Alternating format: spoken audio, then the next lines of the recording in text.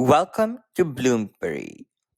I advise all of you to keep your phones on silent and closely pay attention to this neighborhood of many renowned personalities and get ready to be mind blown.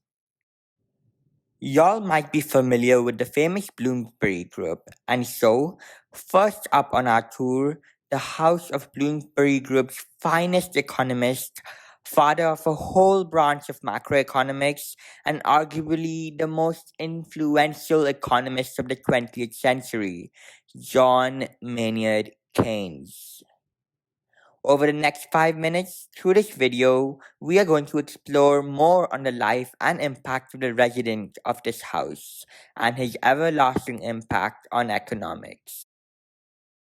Let us time travel back to the 1920s. The year is 1929. The stock market crashes in October of that year.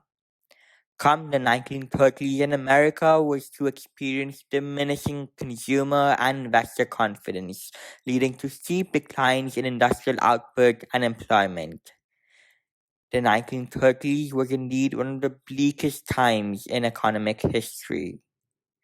The immediate diagnosis of this crisis was too much debt, and hence its only known and common prescription was executing austerity. Let's try explaining this with a simple household analogy.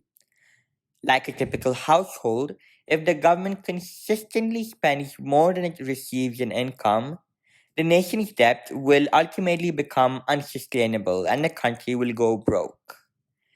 This is where the idea of austerity comes in. In simpler words, this is normally when you see the tax rates shoot up and the government becomes stingy with their expenditure.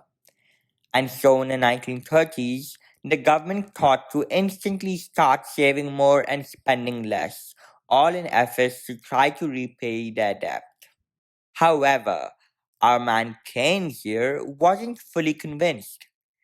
As he noticed the world tackle the Great Depression by cutting spending, he claimed that the recovery and not the recession is the right time for austerity measures.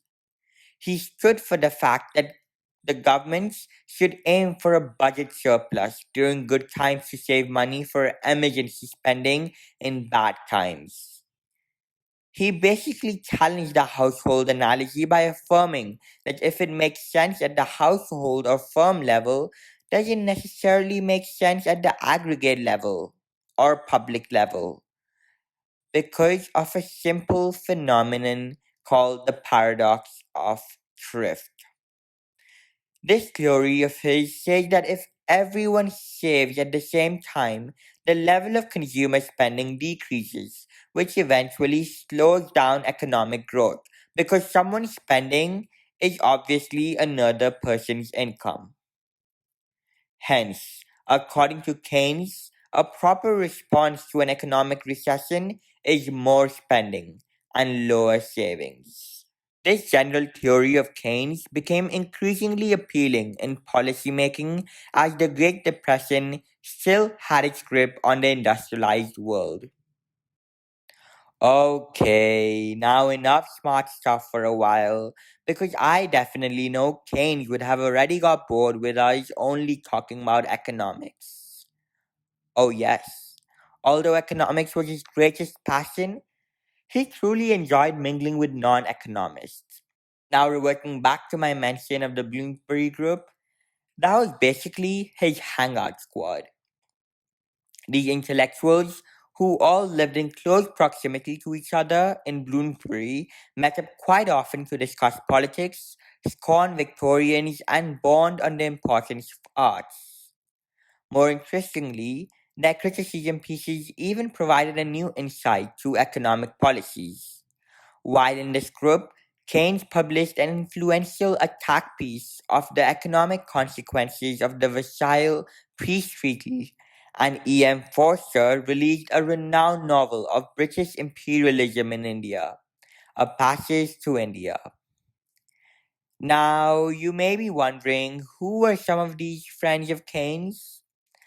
Let us just turn right around the corner of this house to find Virginia Woolf, the renowned English writer's house in very close distance to him. Damn right. Bloomsbury is a gold mine of late influences to the modern world. Approaching the end of our tour and having walked past his house now, it makes me wonder how satisfied would Keynes be with the way the current economies of the world are functioning. Frankly speaking, he would have wholeheartedly approved the reaction to the current recession caused by the global COVID 19 pandemic, with many governments ruling out massive fiscal spending to keep economies afloat and less interest rates to incentivize spending. He would have appreciated such efforts to maintain confidence in the market. In this era, his theories have evolved into what we now know as New Keynesian economics. New Keynesian theory identifies that it takes time for markets to react, or in other words, that prices and wages are sticky and don't adapt quickly to the current economic conditions.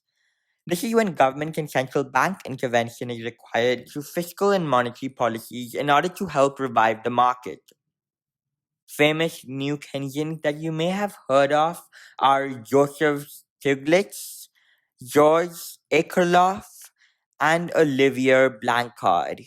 That is the end of our tour today, and I hope you learned something about the significance of Bloomsbury and, more importantly, about the crucial influence of its past residents.